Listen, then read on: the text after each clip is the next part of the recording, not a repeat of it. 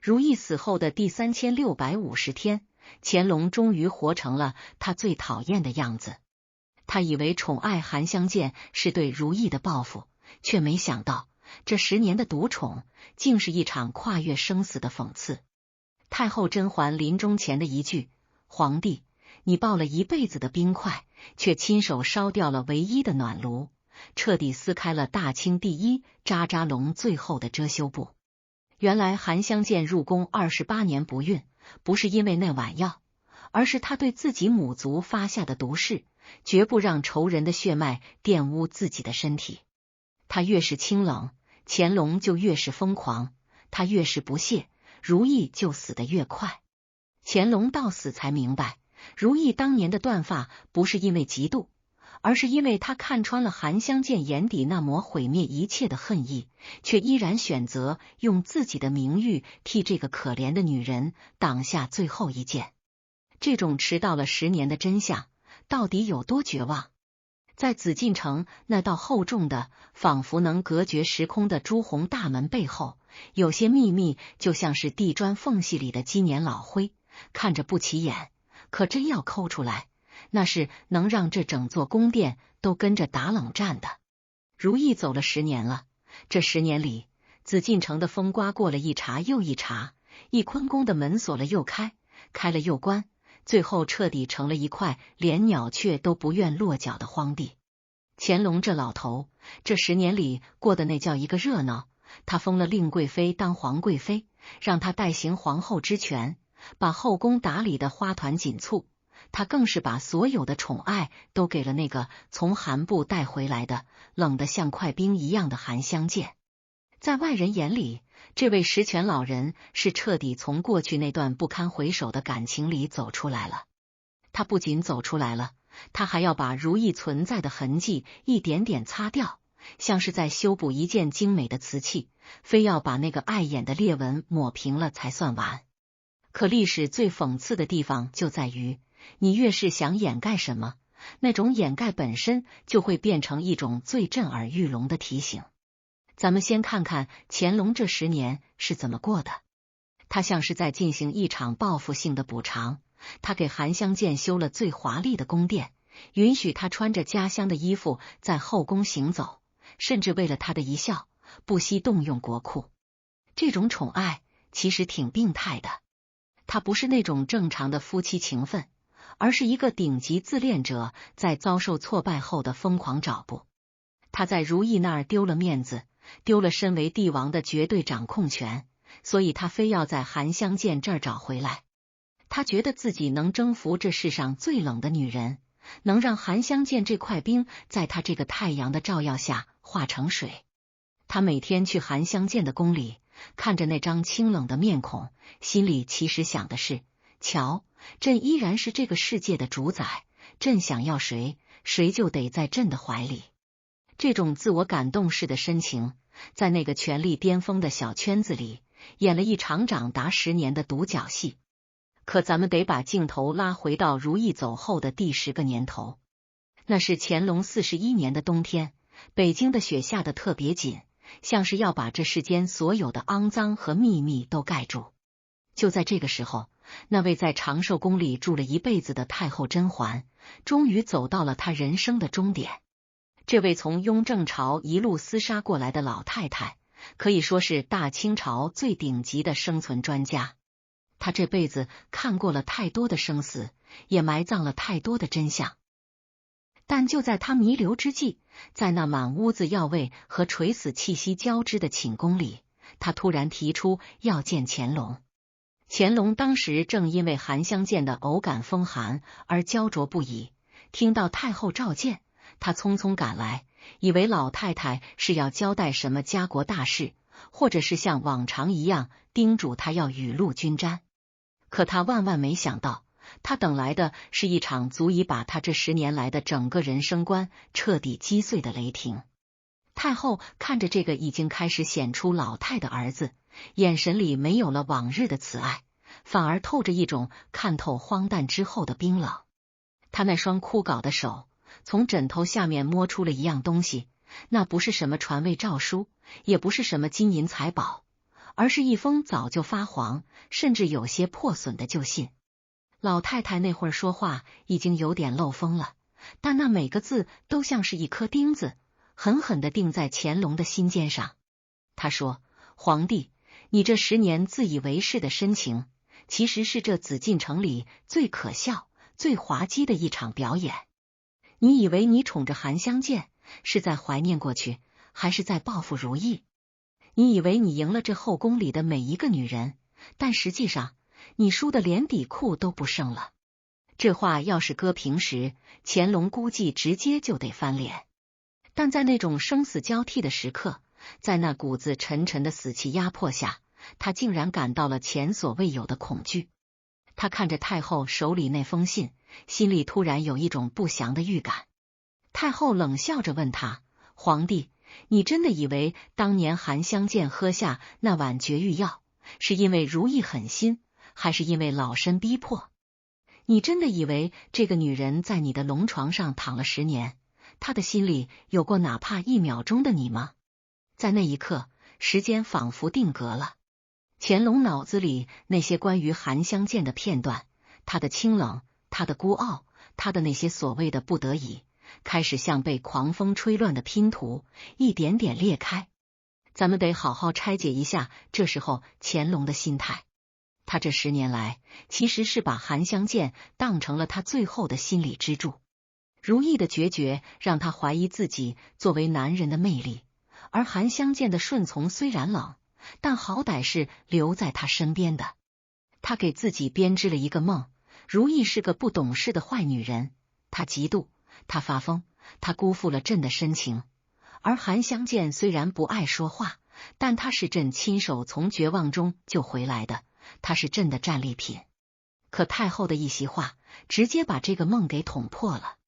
太后告诉他，当年的那碗药根本不是如意端给韩香见的，而是韩香见求着如意端给他的。这种反转，对于乾隆这种顶级恐怖情人来说，是毁灭性的。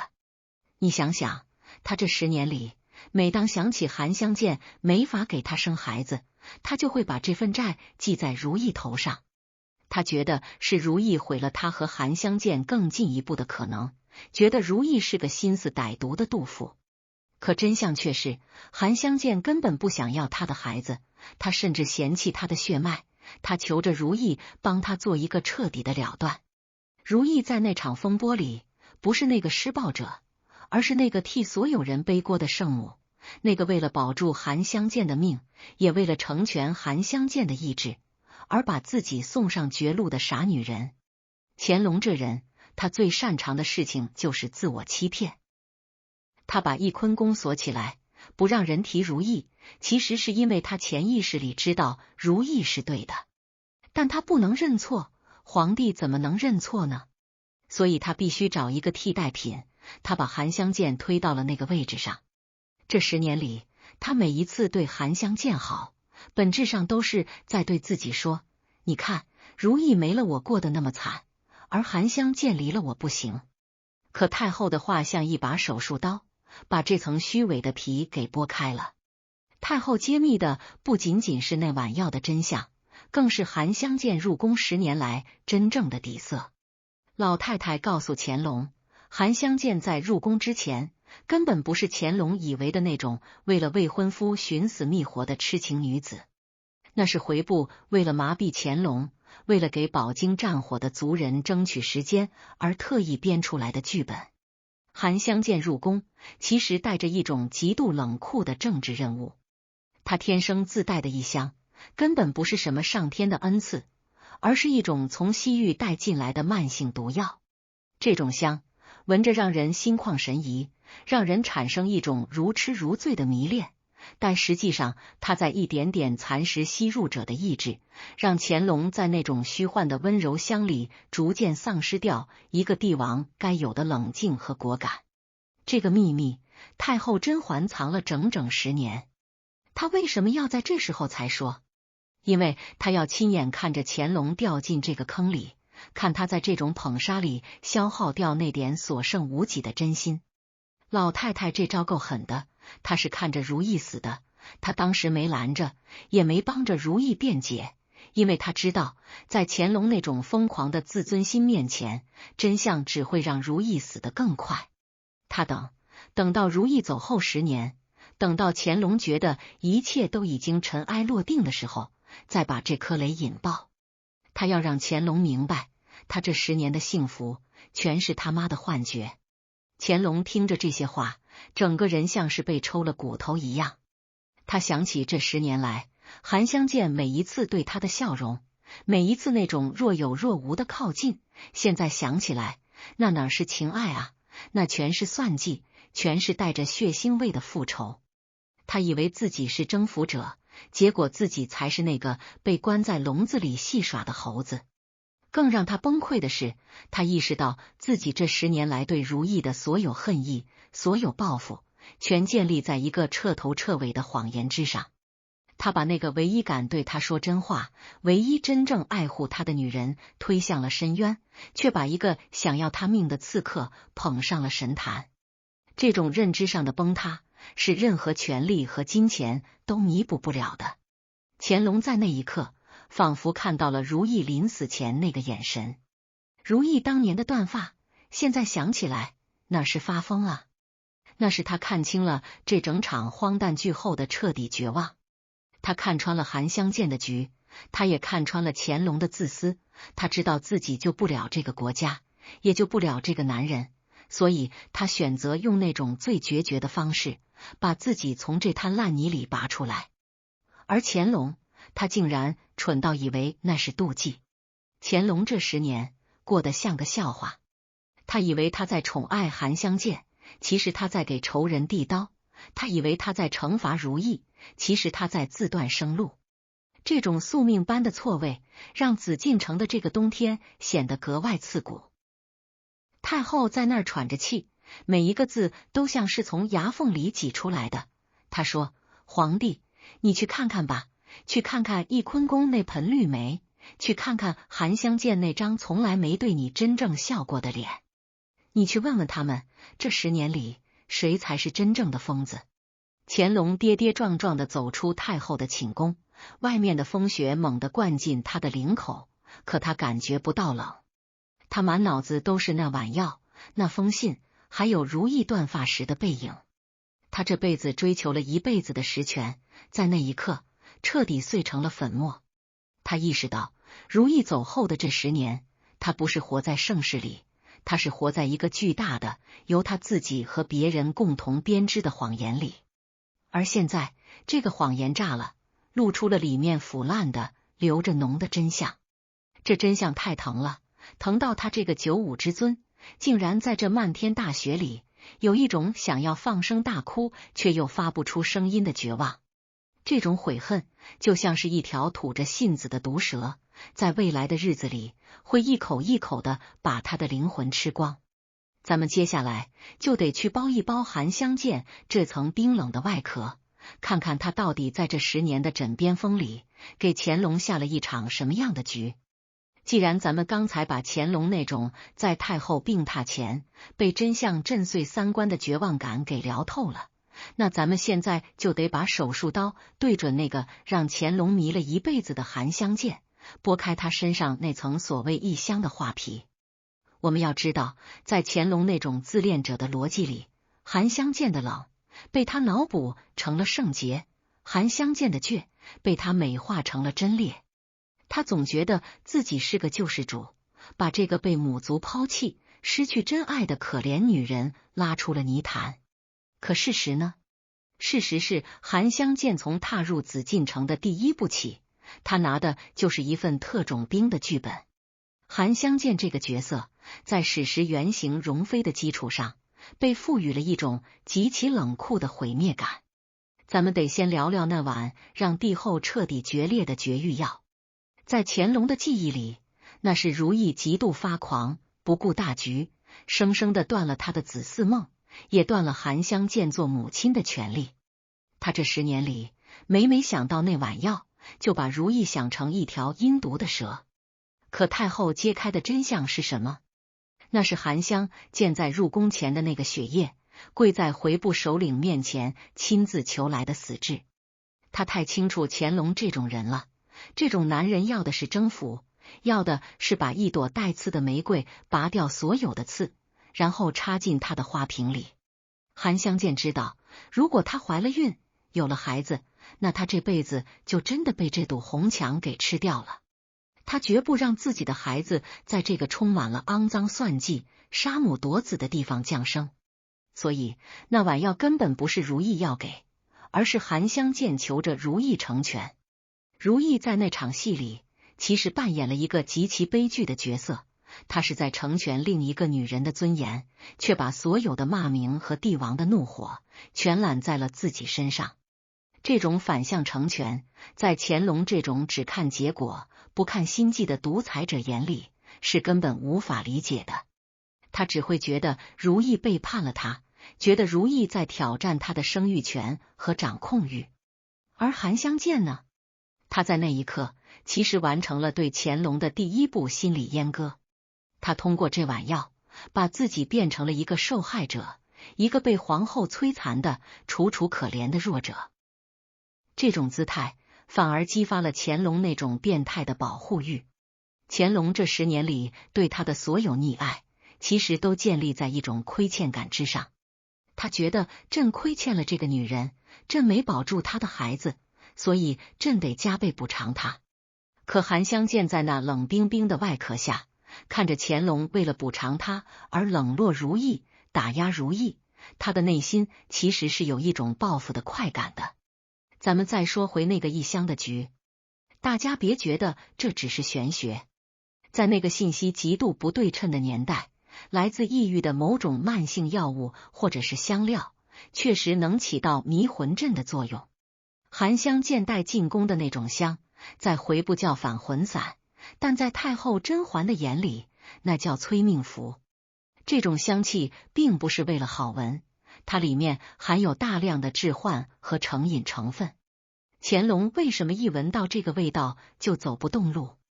为什么一旦离开韩香见就觉得心慌意乱？那不是因为情深似海，那是生理上的依赖。韩香见这10年其实是把乾隆变成了一个瘾君子。他在他的寝宫里营造了一个虚幻的温柔乡，让乾隆觉得在这里他是最放松的，是最不需要面对那些琐碎政务和如意那些逆耳忠言的。这种捧杀才是最顶级的杀招。他不需要动刀子，他只需要让这个大清朝的首脑在香气里一点点丧失掉他的判断力。咱们试着还原一下韩香见的心态。他每天看着乾隆像个哈巴狗一样凑过来，闻着他身上的味道，说那些自以为深情的废话，他心里想的是什么？他想的是他母族那些被乾隆的铁骑践踏过的土地，是那些死在战场上的族人。他根本不爱乾隆，他恨不得他下一秒就暴毙。但他不能杀他，杀了他，回部就会招来灭顶之灾。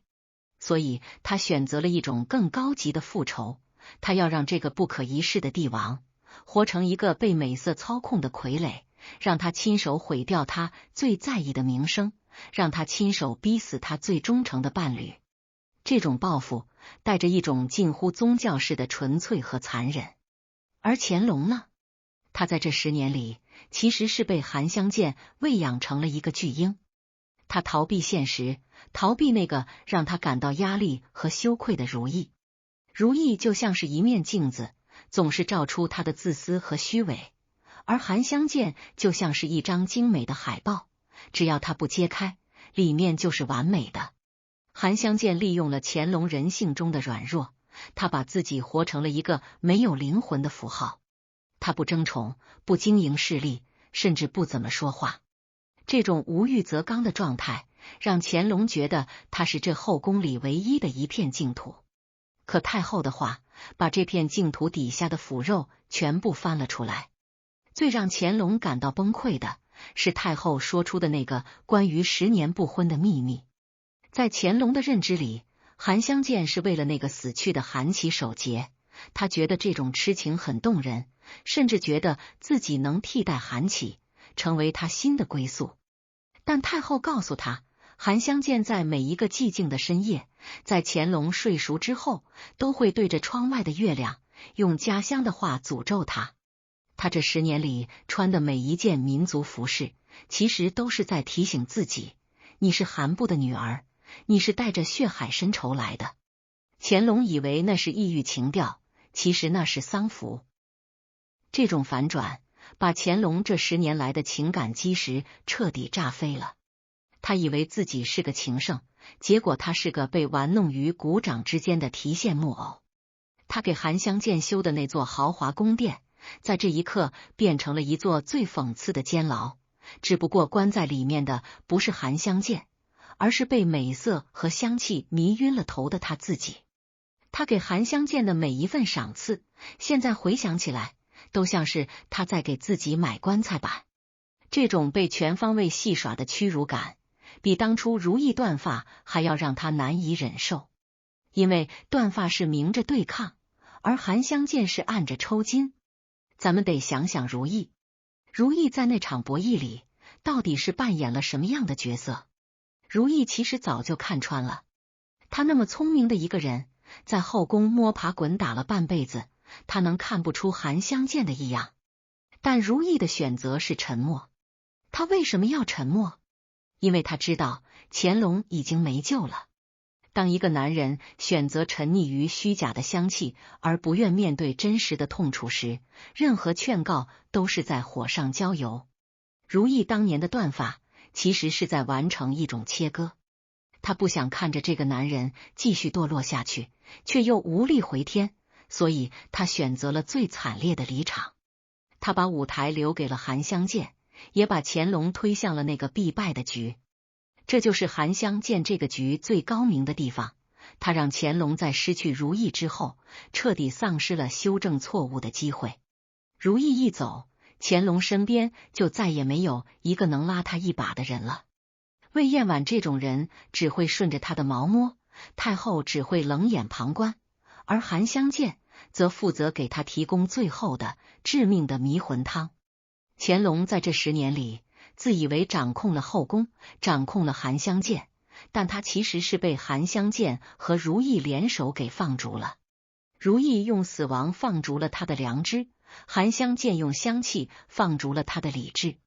当太后在临终前把这些细节一刀一刀的剖开给乾隆看的时候，那种视觉和心理上的冲击力是文字难以形容的。乾隆想起这10年里，韩香见每一次拒绝他的亲近，每一次那种如履薄冰的客气，原来那不是因为害羞，更不是因为什么守节，那是生理性的厌恶。他是在忍受，在忍受一个杀夫仇人在他身上索取温暖。这种忍受本身就是一种最极端的复仇。韩香见用他的10年青春，换来了乾隆作为一个男人的彻底破产。乾隆在那漫天大雪里突然意识到一件事，他这辈子从未真正拥有过任何一个女人的心。富察早逝成了他脑补出来的白月光，如意断发成了他不敢面对的朱砂痣，而韩香见这个他宠了10年的异国美女，竟然是他枕边最冷静的刺客。他这一辈子活在权力的顶峰，却在情感的荒原里走投无路。这种孤独感在这一刻化作了一股透骨的寒意。他以前觉得这紫禁城是他的家，现在他发现这地方每块砖都透着对他的嘲笑。就是这种局中局的崩塌。韩香见的异香散了，露出的是白骨森森的恨意；乾隆的深情碎了，露出的是丑陋不堪的自负。太后为什么要在这个时候才说？因为他要让乾隆在最衰老、最无力的时候去承受这份最沉重的真相。老太太太懂杀人诛心了，他要让乾隆带着这份悔恨和羞辱去面对他剩下的残生。这就是韩香见的秘密，也是大清皇宫里最冷的一段密文。接下来咱们就得去看看，当乾隆拖着这副残躯冲进韩香见的宫殿，去对峙那份消失了10年的真相时，那个清冷的女人会给他最后的一记什么样的耳光。既然咱们刚才把韩香见那层冷若冰霜的画皮给揭开了，也聊透了那碗药背后藏着的绝望与布局，那咱们现在就得顺着太后甄嬛那双冷眼，去看看如懿在临死前到底给乾隆布了一个什么样的无解之局。我们要知道，在乾隆那种顶级自恋者的世界里，如懿的断发一直被他定性为一种情绪失控的泼妇式的撒泼。他觉得如懿是因为嫉妒韩香见，是因为被那一碗绝育药给刺激疯了。可太后在病榻上喘着气，每一个字都像是在往乾隆的伤口上撒盐。他告诉乾隆，如懿当年的断发根本不是因为韩香见，而是因为他看穿了你，看穿了你这个自诩情深的皇帝，本质上只是一个在美色和权力中彻底腐烂的巨婴。这种反转对于乾隆来说，那是致命的。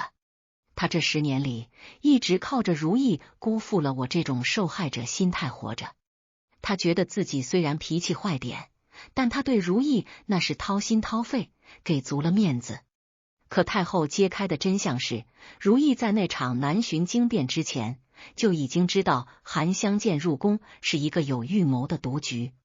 如懿知道韩香见想死，更知道韩香见想带着乾隆一起毁掉。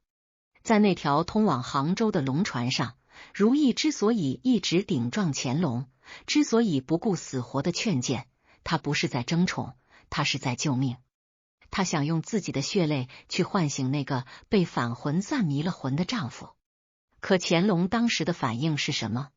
是扇耳光，是辱骂，是觉得如懿在阻挡他追求真爱。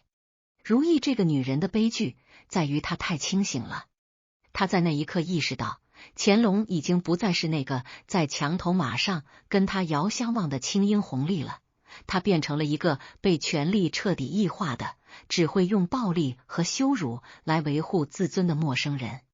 所以那场断发其实是如懿在给自己举行一场精神上的葬礼。她剪掉的不仅仅是头发，更是她对乾隆最后的一丝幻想。她把那个皇后的身份像丢垃圾一样丢还给乾隆，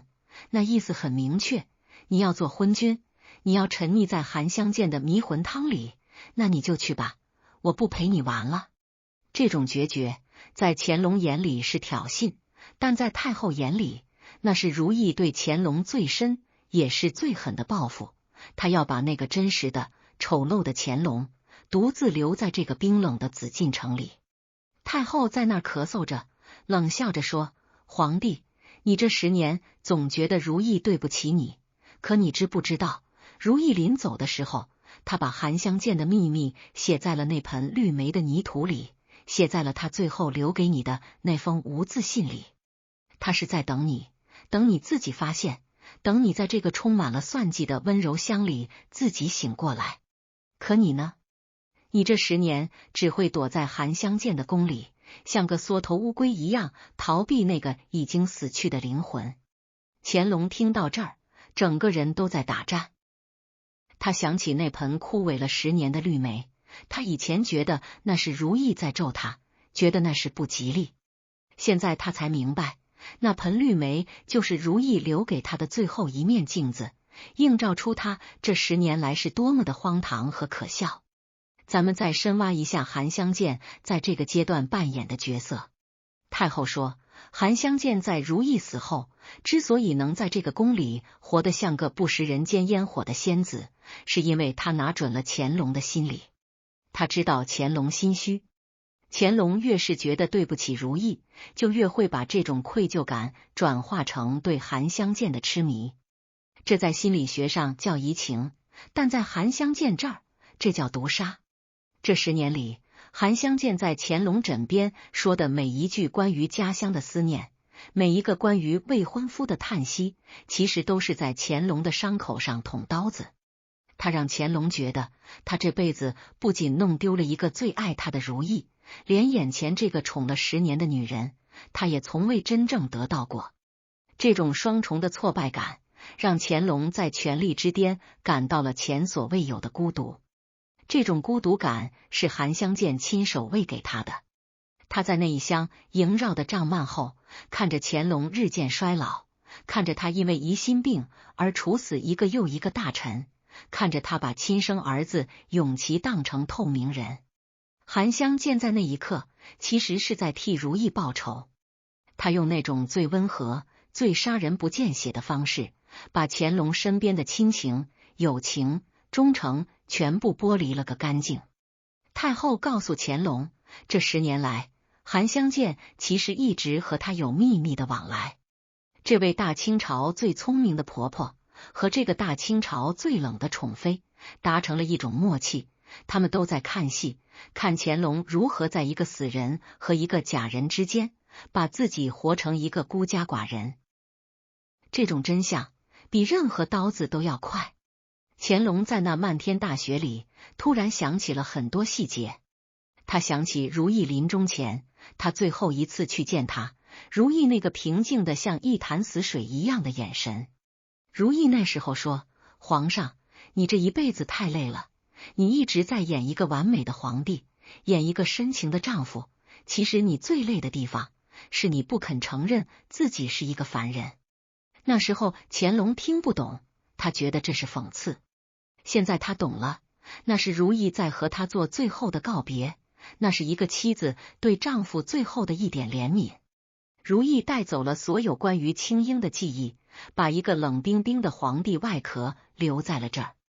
而韩湘见，这个他以为的救赎，其实是如意亲手给他选的刑具。太后揭秘说，当年如意之所以在临终前求太后护着韩湘见，不是因为他圣母，而是因为他知道，只要韩湘见在，乾隆就永远无法真正忘记那个难寻的早晨，永远无法从那种自我折磨中解脱出来。韩湘见就是如意留给乾隆的一道永远好不了的伤疤。这10年里，乾隆只要看到韩湘见，就会想起如意的断发，想起那碗药，想起他曾经是多么的残忍。这种心理暗示在长达10年的时间里，把乾隆折磨成了一个精神上的残废。总觉得如意这个女人狠起来是真的狠，她的狠不是那种下毒害人的狠，而是一种基于对人性深度洞察后的降维打击式的狠。她知道乾隆最怕什么，乾隆最怕不完美，最怕被否定，所以他就用一种死无葬身之地，甚至不留画像的方式，给乾隆的生命留下了一个巨大的、永远无法填补的空白。然后他让韩湘见坐在那个空白的旁边，每天提醒乾隆，看啊，你拥有的这一切都是假的，那个真的已经被你亲手杀死了。这种报复带着一种近乎变态的华丽和宿命。乾隆这10年里所谓的盛世，在他的内心深处其实是一片废墟。他越是想粉饰太平，这种荒凉感就越重。太后在那儿冷笑着，每一个字都像是一记响亮的耳光。她说，皇帝，你去看看韩湘见那件一直穿着的白衣服，你以为那是他的民族习惯？不，那是他在给如意守丧，也是在给你送终。在这紫禁城里，有2个女人最懂你，一个用死离开了你，一个用生囚禁了你。而你这10年来竟然觉得那是幸福。乾隆在那一刻整个人彻底崩塌了。他想起如意去世后，他疯狂地去宠爱别的妃子，疯狂地去修改那些画作，疯狂地去寻找任何能证明如意是个疯子的证据。现在他才发现，他所有的疯狂都是在逃避那个他已经知道却不敢承认的真相。他亲手掐死了这世上唯一一个真正看重他，而不是看重他皇位的人。他这10年的宠爱、权力和威严，在那一刻都变成了一个巨大的笑话。他在雪地里走着，每走一步都感觉如意那个断发的影子在对着他笑。如意虽然人不在了，但他通过一个韩湘见，通过一个太后，把乾隆牢牢地钉在了历史的耻辱柱上。这种复仇不是为了夺位，也不是为了荣华富贵，而是为了那份被践踏的尊严。如意告诉乾隆，你可以剥夺我作为皇后的名分，可以毁掉我的画像，可以把我塞进别人的坟墓，但你永远无法抹掉我曾经活在你心里的那个事实。而这种记忆会变成你余生里最可怕的噩梦。乾隆跌跌撞撞地回到了他的寝宫，他看着镜子里那个已经老迈、满面胡须的自己，他突然感到一种生理性的恶心。他想起韩香见那双冰冷的眼睛，想起太后那临终前的冷笑，他终于意识到，他这辈子赢了全天下，却输得一干二净。他这10年不是在活，是在慢慢的烂掉。那种被韩香见的香气腌制入骨的腐烂，已经让他从里到外都变了质。他现在才明白，如意当年的断发是他最后一次做回人的机会，可惜他把它当成了垃圾丢掉了。这就是咱们今天要聊的真相，这真相太冷，冷到能把一个盛世的梦彻底冻碎。咱们得去看看，当乾隆最后一次面对那盆绿梅，面对那个已经不再伪装的韩香见时，他会看到一个什么样的地狱。咱们既然已经把如意在临死前布下的那个无解之局给聊开了，也看清了韩香见是如何在这10年里，用那种冷到骨子里的疏离，一点点把乾隆的帝王尊严给凌迟了，那咱们接下来就得聊聊这出悲剧最核心也最杀人诛心的转折点，那个关于韩香见入宫之谜的第2层反转，是那些藏在官方档案和起居注背后的心理逻辑。乾隆这10年里，一直活在一种名为我拯救了他的英雄梦里。他觉得韩香见虽然冷，但那是被命运摧残后的创伤，只要他这位真龙天子持之以恒的施加恩宠，这块坚冰总有融化的一天。可太后在临终前用最后一口气吹散的，正是这层名为爱情的毒物。太后在那儿剧烈的咳嗽着，眼神里那种悲悯混杂着嘲讽。她告诉乾隆，韩香见在入宫之前根本不是你看到的那个被动绝望的牺牲品。咱们得知道，回部虽然在军事上输给了大清，但那些在黄沙中磨练出来的部族首领绝不是省油的灯。他们知道，如果只是送一个漂亮女人过来，那不过是乾隆后宫里多了一件精美的摆件，很快就会被魏燕婉那种心思活络的新人给顶替掉。所以他们送来的韩香见其实是经过严格心理训练的。太后揭秘说，韩香见在入宫前就已经在族内的高人指点下研究透了乾隆这种自恋者的心理画像。他知道，在这个男人面前，你越是跪地求饶，越是百依依顺，你就越不值钱。唯独那种死也不屈的傲骨，才是勾着乾隆这种人哪怕头破血流也要去征服的终极诱饵。这就解释了为什么韩香见在入宫初期表现得那么决绝，甚至不惜当众刺杀。咱们以前觉得那是刚烈，那是对亡夫韩起的忠贞，可太后告诉乾隆，那是一场最高级的欲擒故纵。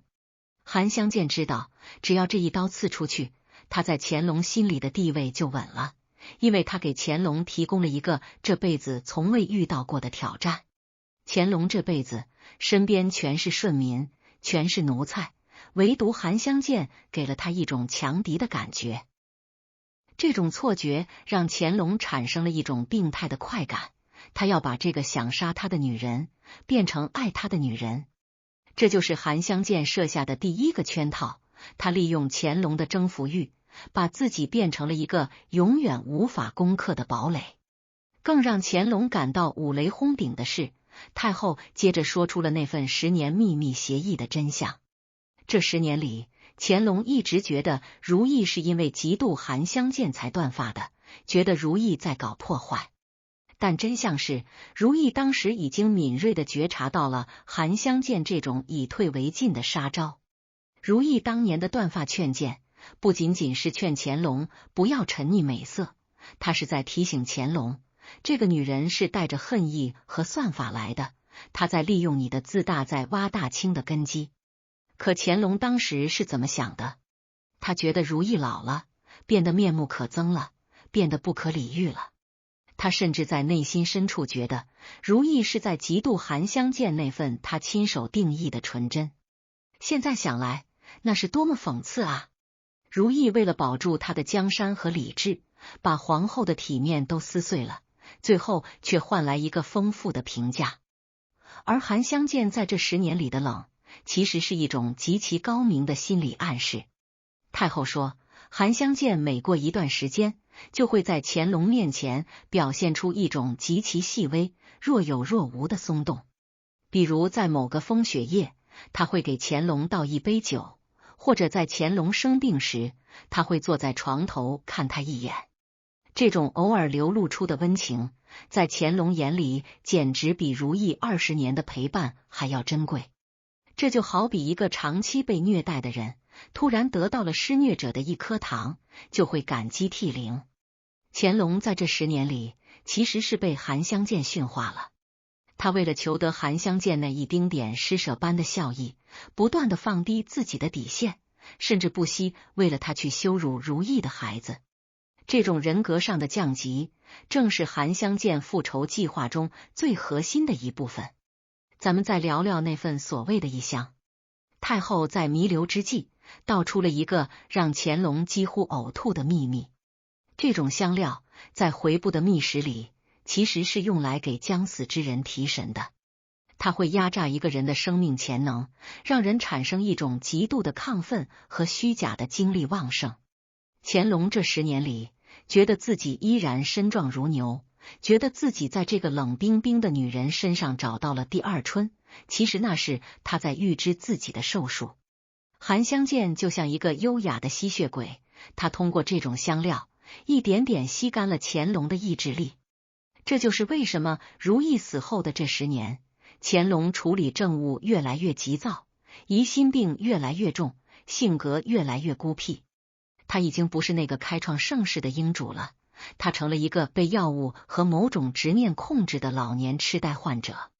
太后看着乾隆那张惨白如纸的脸，冷笑着说：“皇帝，你这10年总觉得韩香见是你的避风港，觉得如意是你的噩梦。可你知不知道，韩香见在每一个你以为他已经睡着的深夜，都会在心里把你的名字写在那张复仇的名单上。他这10年里穿的每一件白衣服，都不是为了什么家乡习俗，那是他在那场没有硝烟的战争里为如意守的灵，也是在为你提前穿上的丧服。”这话太毒了，毒到乾隆觉得自己身体里的每一根血管都在逆流。他想起自己还曾得意地对如意说，韩香见才是这世上最干净的人，而如意你已经被这宫廷的肮脏染黑了。现在看来，真正的黑是藏在那层圣洁的皮囊底下的，那是为了复仇而不惜把自己变成活死人的极致黑暗。这种真相的崩塌，带动的是乾隆对整个人生的怀疑。他开始回想，在这10年里，韩香见给过他多少关于家国的建议。每一次他提到回部的安宁，每一次他提到要宽待他的族人，乾隆都毫不犹豫地答应了。他觉得那是为了心爱的女人排忧解难，其实那是韩香见在通过他为自己的母族输血。他用美色和香气，把大清的皇帝变成了一个可以随意操控的提线木偶。而这一切，如意在断发那天其实都已经预见到了。如意当时说：“皇上，你已经不是从前的皇上了。”那不是一句感慨，那是一个最绝望的预言。如意看到了乾隆灵魂的腐烂，他救不了，所以他选择用那种最惨烈的方式离场，把那个腐烂的过程完整的留给了韩香见去见证。总觉得乾隆这辈子的实权，在那一刻成了一个巨大的笑话。他自以为征服了韩香见，实际上是被韩香见囚禁了。他自以为惩罚了如意，实际上是把自己送进了孤独的地狱。太后在那儿喘着气，每一个字都像是一记耳光，扇在乾隆那个号称英明一世的脸上。老太太说，如意死前曾托人给老身送过话，他说，如果哪天皇帝后悔了，千万别告诉他真相，就让他在这梦里烂掉吧，因为真相太苦，他受不住。太后为什么要违背如意的遗愿，把真相说出来？因为甄嬛这辈子也是个狠角色，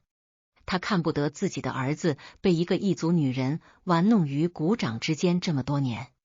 她要让乾隆在死前清醒过来，哪怕这种清醒会让他痛不欲生。他要让乾隆知道，大清的江山、大清的尊严，还有他作为一个男人的尊严，早就被他亲手拿去换了那一碗虚假的香气。这种晚年的清醒，其实才是太后给乾隆最残忍的临别赠礼。乾隆在那漫天飞雪中，脑海里闪过一个又一个画面：如意在夕阳下绣花的侧脸，如意在雪地里倔强行走的背影，以及韩香见那永远清冷如月光的眼神。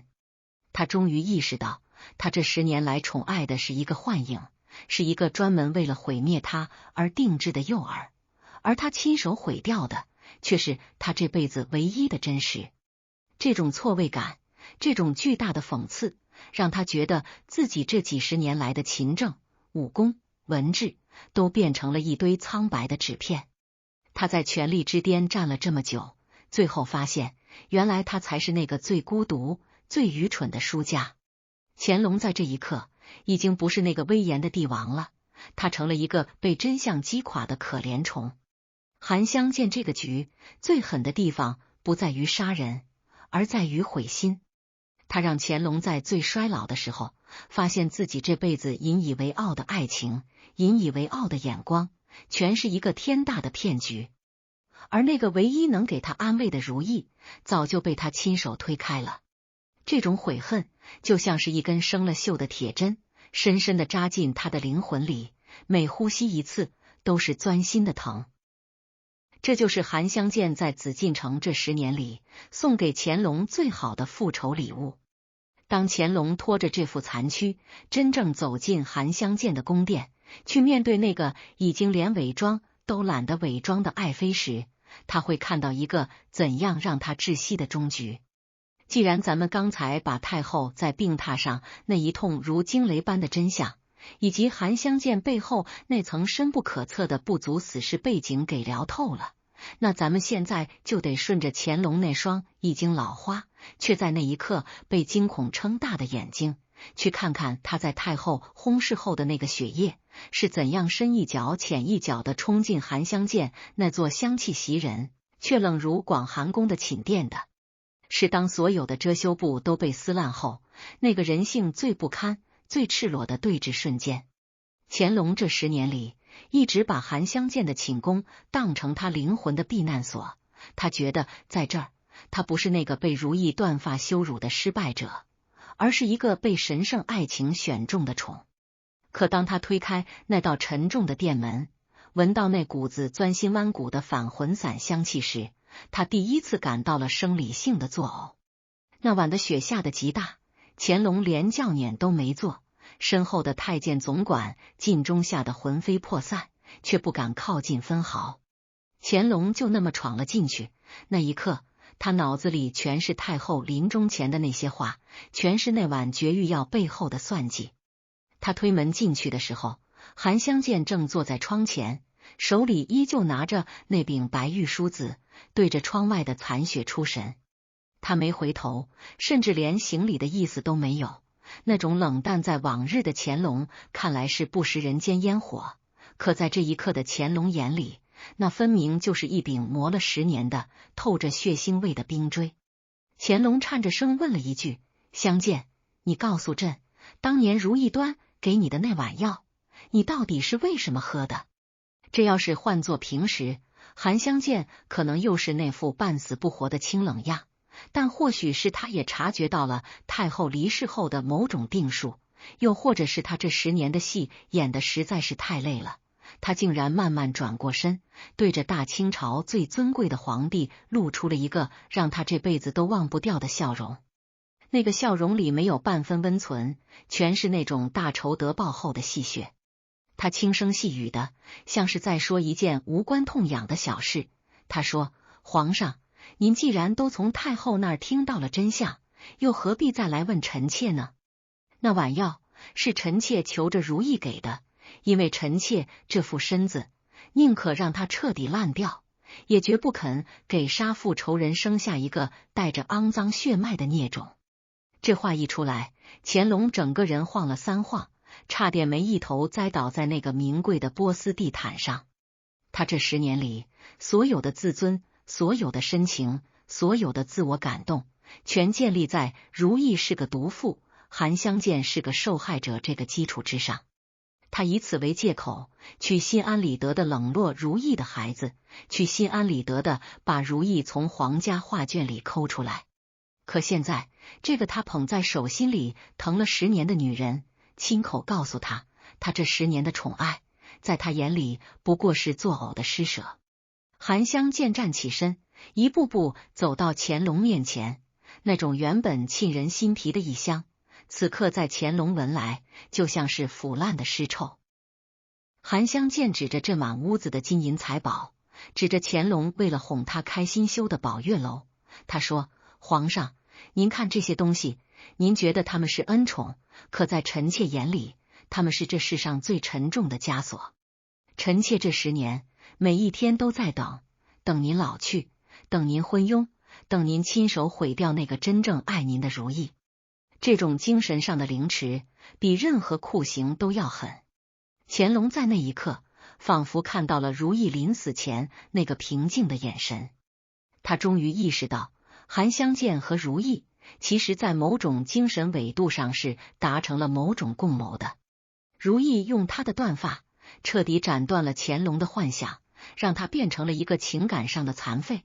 而韩香见则用她的生，用她的美貌和香气，把这个残废囚禁在一个名为宠妃的牢笼里，让他在这里慢慢的腐烂，慢慢的变质。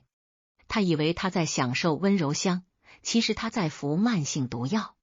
韩香见接着说：“皇上，您不是最爱问臣妾为什么要穿这一身白吗？您不是觉得这是臣妾的民族习惯吗？那臣妾今天就告诉您，这身白是臣妾在心里为如意守的灵，也是在为您，为这个已经没有了灵魂的大清皇帝提前准备的丧服。”乾隆的自尊心在那一刻彻底崩塌了。他这辈子最受不了的就是别人对他的否定，可韩香见给他的不仅仅是否定，是赤裸裸的蔑视。他想发火，想叫人进来把这个大逆不道的女人拉出去赐死，可他悲哀的发现，他竟然叫不出声来。那股子返魂散的香气，这10年里早就淹进了他的骨缝里，让他对韩香见有一种生理上的恐惧和依赖。他看着韩香见那张依旧美得惊心动魄的脸，他突然觉得眼前的这个女人其实就是如意留下的一个影子，一个专门用来惩罚他的恶灵。如意当年没说出来的委屈，没表达出来的恨，全被韩香见用这种更阴冷、更持久的方式，一点点地还给了他。总忍不住想聊聊这种人性的吊诡。乾隆这10年里，其实是一直活在一个巨大的谎言里，而这个谎言最可怕的地方在于，他是那个主动去编织谎言的人。他需要韩香见这个完美爱人来抵消如意留下的负罪感。可当韩香见亲手把这个完美的壳敲碎，露出里面血淋淋的真相时，乾隆连逃避的地方都没有了。韩香见冷笑着看着他，他说：“皇上，您这10年里，只要一想起如意，就会来找臣妾，您觉得能在臣妾这儿找到安慰？可您知不知道，您每一次抱住臣妾的时候，臣妾心里想的都是如意当年断发的时候，心里得有多痛快啊！他解脱了，他再也不用看您这张自私自利的脸了，而臣妾还得陪着您在这烂泥潭里继续演下去。”这一记耳光扇得乾隆连灵魂都在颤抖。他跌跌撞撞地退出韩香见的寝殿，外面的雪已经把他的靴子都埋住了。他走在漫长而清冷的公道上，那些原本熟悉的红墙绿瓦，在那一刻仿佛都变成了吃人的怪物。他突然想起那盆枯萎了10年的绿莓，想起他这10年来对如意的所有恶意揣测，他终于明白，他这辈子的实权在那一刻彻底碎了一地。他不仅丢了这辈子唯一真正爱过他的青樱，还把一个想要他命的韩香见当成了宝。这种认知上的错位，让他觉得自己这辈子活得像个笑话。这种悔恨，就像是一场迟到了10年的暴风雪，把乾隆最后一点精气神都给吹散了。他回到养心殿，坐在那个代表着至高权力的龙椅上，却感到了一种前所未有的寒冷。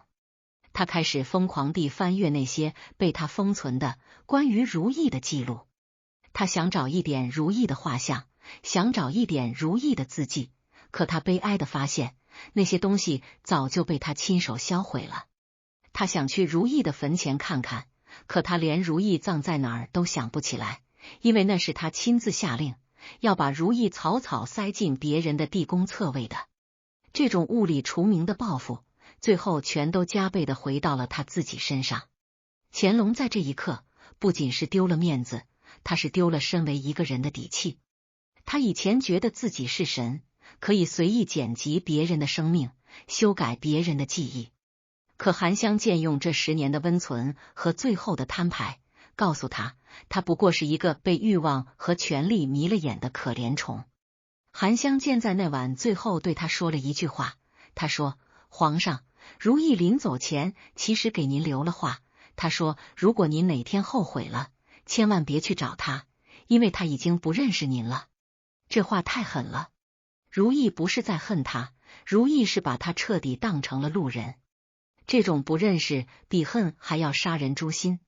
乾隆在养心殿里坐了一整夜，第二天清晨，当第一缕阳光照在雪地上时，他的头发竟然全都白了。这不是电视剧里的夸张，这是一个老人在极度的精神摧残下，身体最后的坍塌。他这10年宠爱韩香见，以为是在怀念春天，其实是在透支他生命里最后的生机。当乾隆拖着这副彻底崩毁的身躯去试图弥补那场消失了10年的丧礼时，他会遇到怎样更让他窒息的来自历史深处的嘲弄。这真相不仅冷，他还带着一股子宿命的无法挽回的绝望。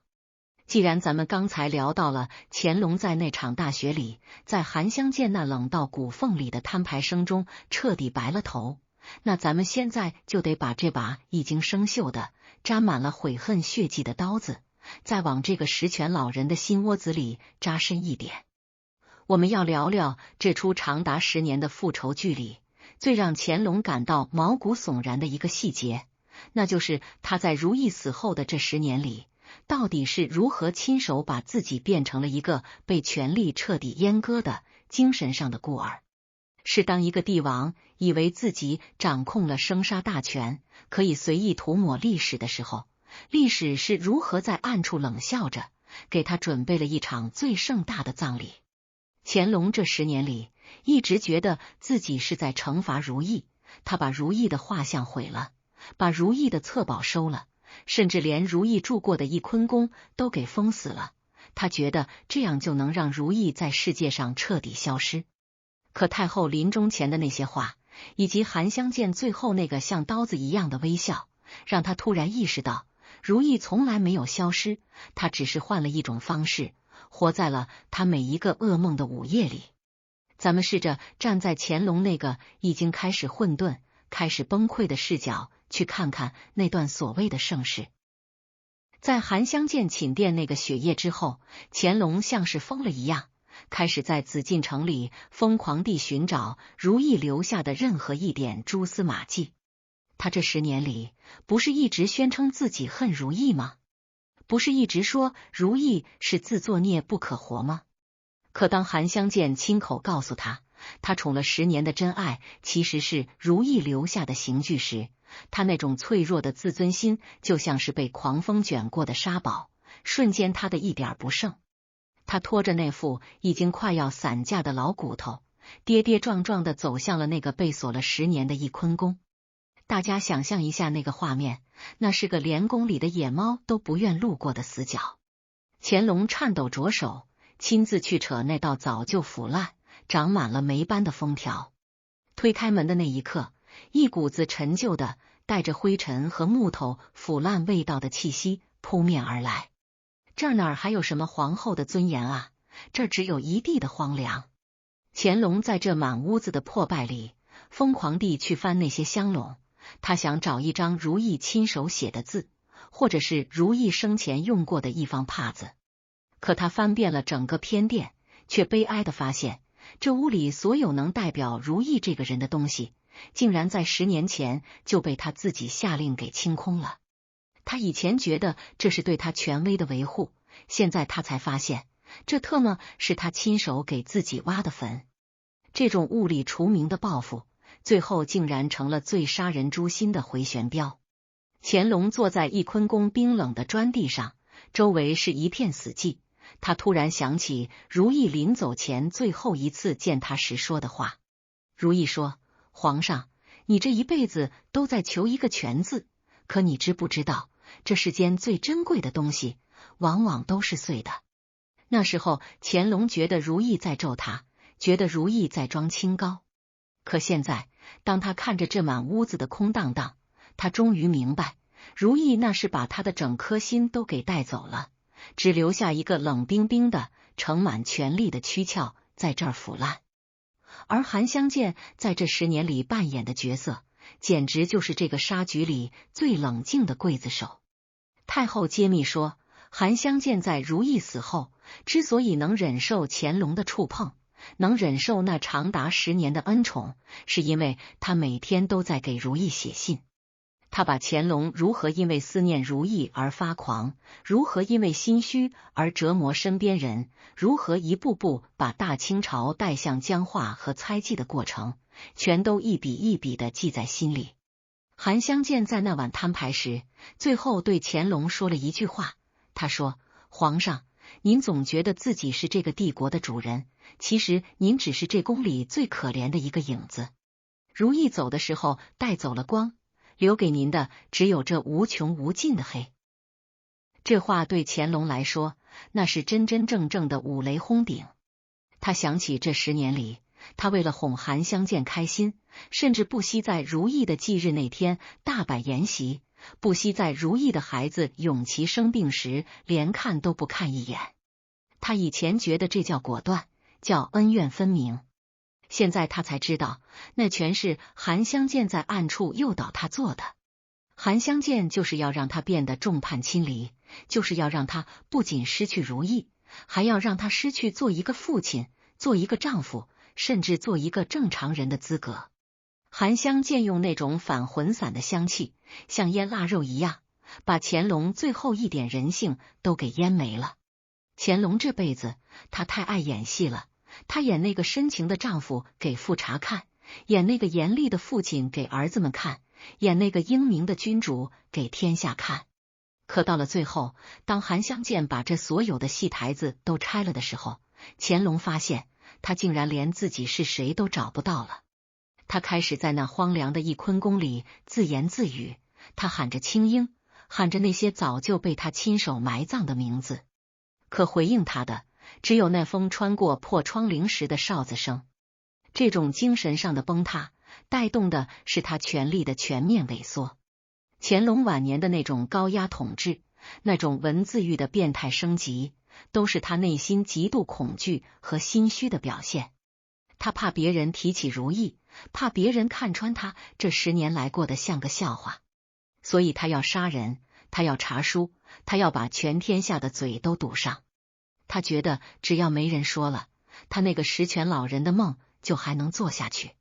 可韩香见的出现，就是为了在那梦的最深处给他捅上最致命的一刀。韩香见在太后死后，也像是完成了使命一样，彻底闭门不出了。他连那层清冷的外壳都懒得披了，他就坐在他的宝月楼里，看着窗外那条通往故乡的路。乾隆去求他，去哭，去闹，甚至去威胁说要灭了他的母族。可韩香见只是淡淡的回了一句：“皇上，臣妾的母族早就毁在您的手里了，现在的韩部不过是您养在笼子里的一群羊，你想杀便杀，反正臣妾的心在那年断发的时候就已经跟着如意一起埋进土里了。这一句话把乾隆最后的一点精气神给彻底抽干了。他这才意识到，原来如意和韩香见这两个看似性格截然不同的女人，在灵魂深处竟然是如此的相通。他们都看不起他，都厌恶他，都在用自己的方式逃离他。一个选择了肉体的消亡和名誉的自毁，另一个选择了精神的放逐和漫长的折磨。而他，这个大清朝的最高统治者，竟然成了这两个女人合力围猎的猎物。乾隆在那漫天大雪里回到了养心殿，他开始疯狂地画画，他想凭记忆把如意的脸画出来。可他悲哀地发现，他这10年来为了宠爱韩香见，为了麻痹自己，竟然真的模糊了如意的长相。他画出来的每一张脸，竟然都带着韩香见那种冰冷的轮廓。这种记忆的重叠，是如意和韩香见送给他最后的恐怖片。他想寻找那个温柔的，会对着他笑的青樱，可他眼前出现的，永远是那个在那年西湖边上手起刀落剪掉长发的绝望女人。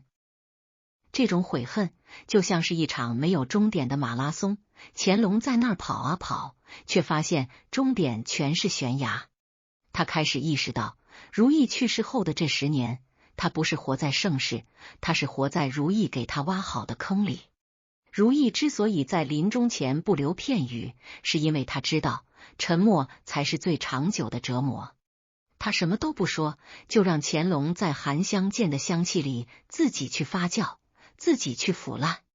等到乾隆老得动弹不得，老的只能靠回忆活着的时候，这些真相就会像毒蛇一样，从每一个缝隙里钻出来，把他的灵魂一点点吃光。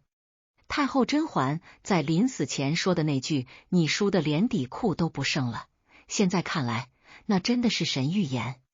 乾隆赢了江山，赢了权力，赢了寿数，但他输掉了作为一个人最底层的支撑，那就是真实的情感。他这10年的生活，全是韩香见按照他的弱点定制出来的幻象。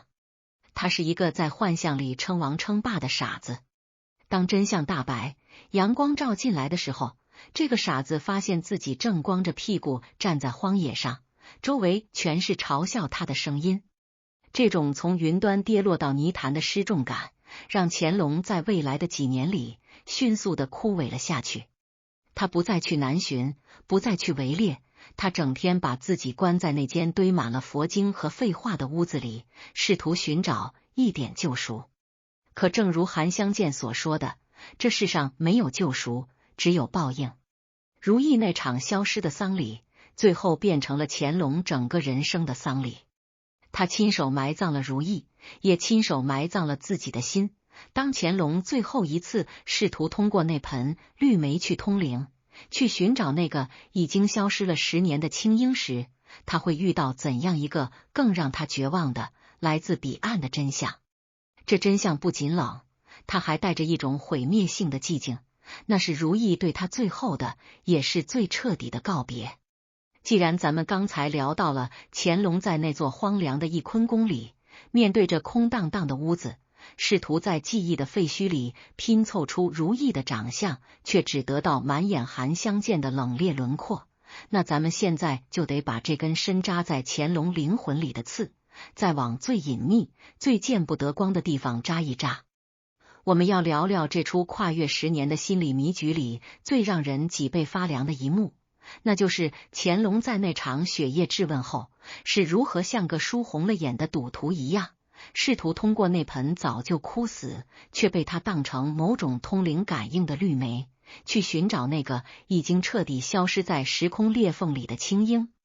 是当一个掌握着全天下生杀大权的男人，在面对时间的流逝和人心的决绝时，那种无力到近乎滑稽的垂死挣扎。乾隆这10年里，一直把那盆枯萎的绿梅放在离自己最近的地方。他对外说那是如意不祥的诅咒，可只有他自己心里最清楚，那是他在这座充满了谎言和异香的宫殿里，唯一能抓到的属于如意的实体证据。可就在太后薨逝、韩湘剑摊牌后的那个清晨，乾隆颤着手把那盆绿梅搬到了阳光底下。他原本以为，只要他认了错，只要他承认了那碗药的真相，承认了自己这10年是被韩湘剑的迷魂汤给灌了脑子，这盆枯了10年的老树就能像那些志怪小说里写的那样，枯木逢春，给他一个原谅的信号。可结果呢？结果是那盆梅花在阳光的直射下，不仅没有发芽，反而因为那股子沉积了10年的陈旧腐气，在这一刻彻底裂开了，断成了几节焦黑的枯木。这哪是原谅啊？这分明是如意在另一个世界，对着他那张老脸，又狠狠地甩了一记响亮的耳光。如意仿佛在告诉他，弘历，这世上的有些东西，碎了就是碎了，你就是动用全天下的权力，也拼不回那颗被你亲手踩烂的心。这时候的乾隆已经处在一种半疯魔的状态了，他开始疯狂地质问身边的每一个人。他问晋中，问那些老掉牙的宫女，他问如意临走前到底还留下了什么。这种疯狂背后其实是极致的空虚。他这10年里一直觉得如意是他的负资产，是他10全武功里唯一的污点。可当韩湘剑把那层真爱的遮羞布撕开，让他看到里面全是复仇的毒汁时，他才发现如意竟然是他这辈子唯一的正资产。除了如意，这宫里每一个对他笑的人，每一个喊他万岁的人，手心里都攥着一把要他命的刀。魏嬿婉要他的权，太后要他的顺从，韩湘剑要他的命，唯独那个断发的如意，曾经是真的想要他的心。可他把心当成垃圾丢了，把刀当成宝贝捧了10年。这种悔恨，在这一刻化作了一种近乎病态的补偿欲。总觉得这种人性的扭曲特别有意思。乾隆开始下令，让画院的那些画师凭着技艺去画如意。他甚至亲自上阵，拿着画笔在宣纸上一点点勾勒。可就像咱们之前说的，那股子返魂散的毒气已经淹入了他的骨髓。他落笔的时候，如意那双温柔的眼睛，怎么画都带着韩湘剑那种透骨的恨意。他画的越多，就越觉得如意在嘲笑他。他看着那些画，突然产生了一种极其恐怖的幻觉。他觉得这紫禁城里的每一道红墙，其实都是如意断发后的化身，他们在慢慢缩小，在一点点挤压他的生存空间。他在养心殿里大喊大叫，说如意回来了，说如意就在屏风后面看着他。可当他扑过去的时候，迎接他的只有韩湘剑派人送来的那碗散发着异香的参汤。这碗汤现在成了乾隆最大的噩梦。他知道这里面有毒，知道这里面有能让他丧失理智的返魂散，可他竟然不敢不喝，因为他发现只有在那种药物带来的幻觉里，他才能隐隐约约看到那个还没断发的，还会对着他喊弘历哥哥的青樱。韩湘剑这个女人太狠了，她不仅要毁了乾隆的现在，她还要用这种方式把乾隆对过去的最后一点美好回忆也给污染了。她让乾隆在药物的麻痹中，把青樱和如意，把如意和韩湘剑，把爱和恨全都搅成了一滩浑浊的烂泥。乾隆就在这滩烂泥里挣扎沉沦，他活成了一个被2种极致女性力量反复拉扯的玩偶。咱们再聊聊这种心理囚禁的深度。乾隆开始疯狂地给如意写诗，他在那些诗里忏悔，说自己是被迷了心窍，说自己其实一直爱着他。可这些诗写出来，连他自己都不信。他把这些诗烧给如意，可火光映出来的却是韩湘剑在楼上冷眼旁观的身影。韩湘剑在那晚摊牌后已经彻底不演了，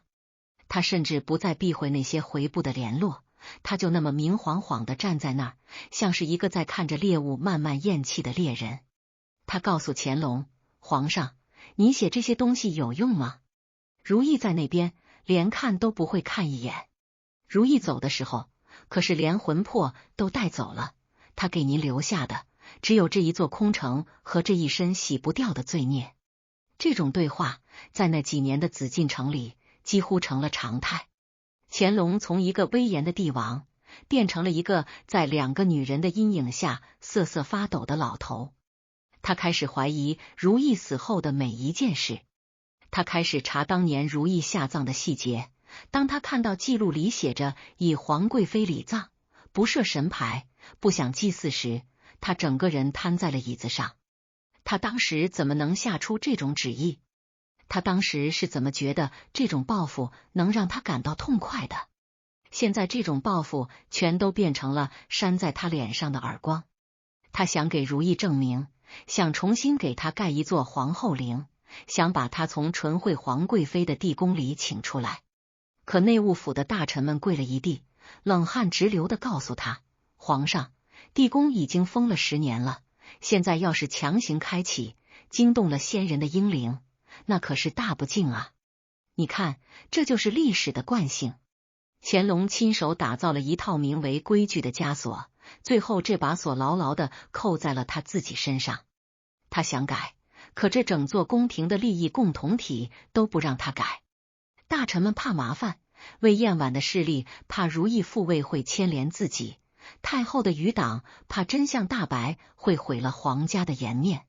所有人都在劝他以大局为重，所有人都在告诉他，如懿已经死了，他就是个污点，您就让他烂在那个地宫里吧。乾隆在那一刻才发现，他这个所谓的天下之主，其实在如懿死后的这10年里，早就被这群人合力架空了。他在含香见的香气里做梦，而别人在借着他的名义铲除异己。这种孤立无援的感觉，让乾隆想起了如懿断发的那天。那天他也是这样，被所有人围在中间，所有人都说如懿疯了，所有人都让他处罚如懿，只有如懿一个人孤零零地站在那儿，看着他，眼神里全是那种看破一切的宁静。乾隆现在才明白，如懿那时候不是在挑战他的权利，而是在给他最后一次机会，让他看清身边这群魑魅魍魉。可惜他选择抱住那些鬼魅，推开了唯一的人。这种觉悟来得太晚了，晚到他已经没有任何力量去拨乱反正。更让他感到惊悚的是，他发现含香见在这10年里，竟然把如懿住过的每一个角落都偷偷改成了回部的装饰，或者是放了一些带着异国邪气的物件。他以前觉得那是异域风情，现在他才明白，那是在举行一场盛大的招魂仪式。含香见不是在招如懿的魂，他是在招乾隆心底里那个最丑陋、最懦弱的魔鬼。他让乾隆每天看着这些东西，潜意识里不断加深那种我是一个罪人的罪恶感。这种心理暗示长达10年，足以摧毁任何一个强人的意志。乾隆开始觉得，这宫里的一草一木都在如懿的监视之下，他的一言一行都在接受那场消失了10年的审判。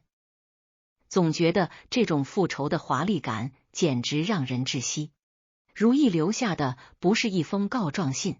而是一个通过含香见和太后之手共同编织出的覆盖了乾隆余生的天网。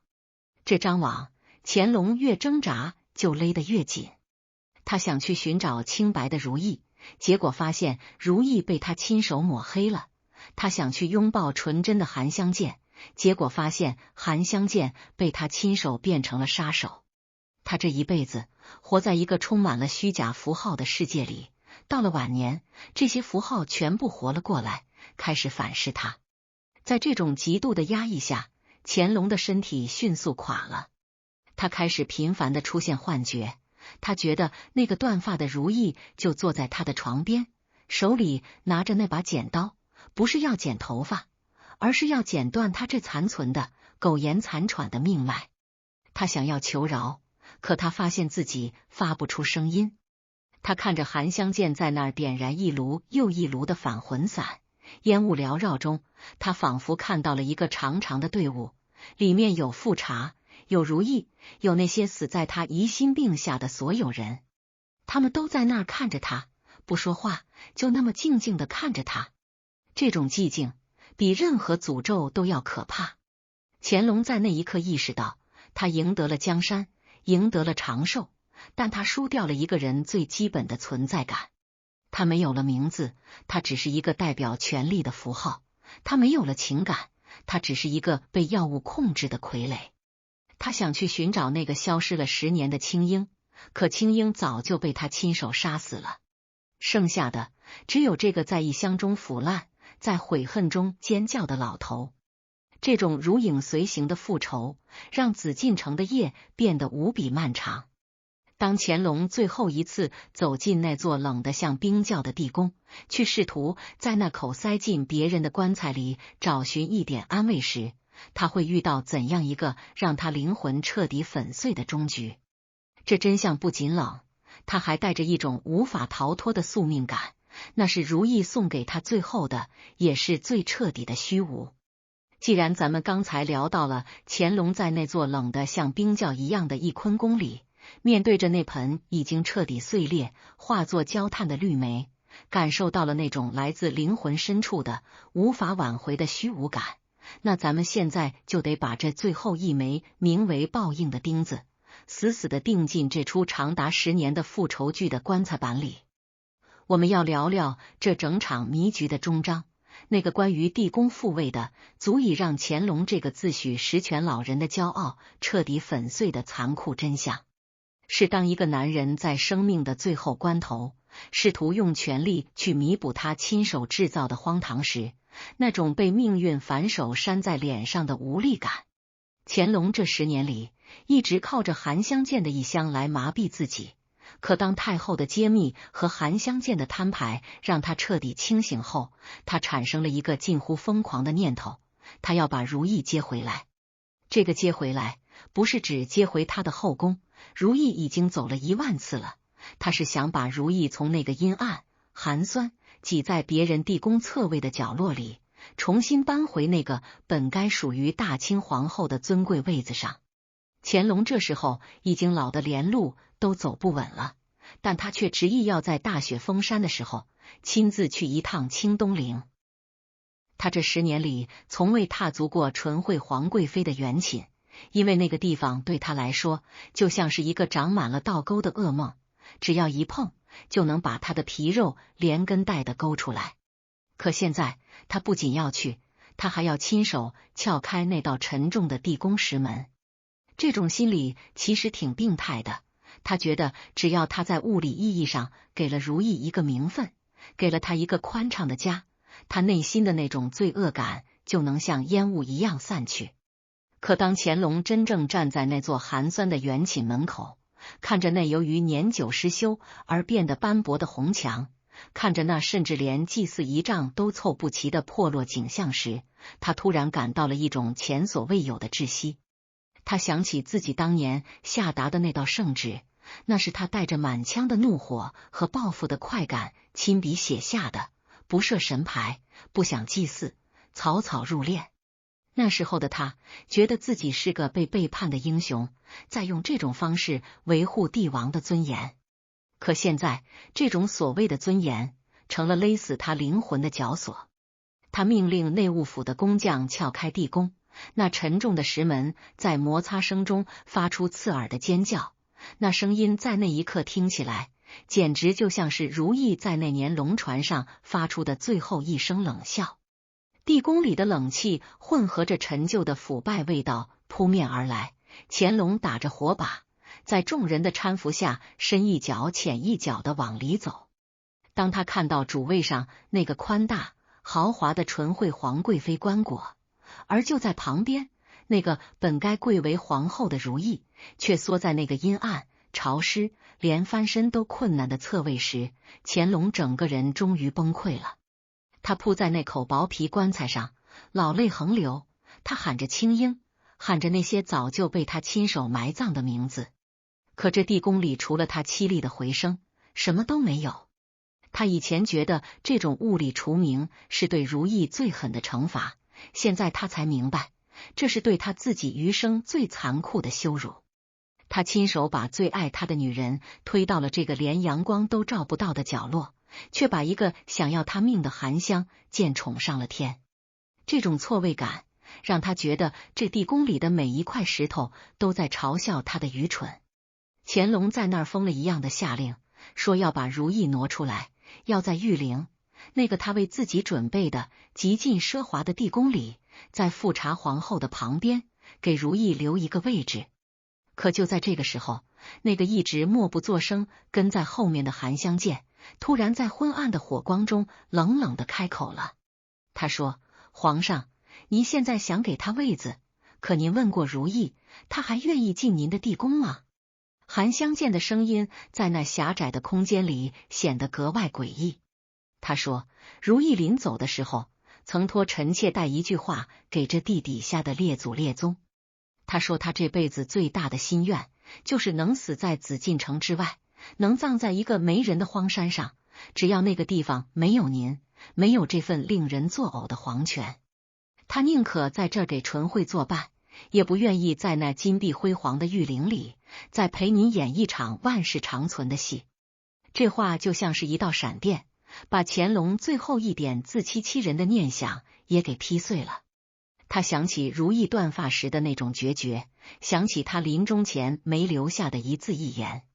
他终于明白，如意不是在跟他闹脾气，如意是彻彻底底的放弃了他。他以为自己能通过修补坟墓来换取原谅，可如意在10年前就已经完成了对他的精神隔离。他宁可背负着废后的名声，宁可缩在这阴冷的侧位，也不想再跟这个虚伪自私的男人产生任何瓜葛。这种不稀罕比任何仇恨都要杀人诛心。乾隆在那里瘫坐了很久，直到火把的光变得微弱。他突然意识到，他这辈子赢了全天下，赢了术数，赢了武功，但他输掉了一个人活着的根本意义，那就是真实的情感。这种孤独感在从地宫出来的那个瞬间达到了顶峰。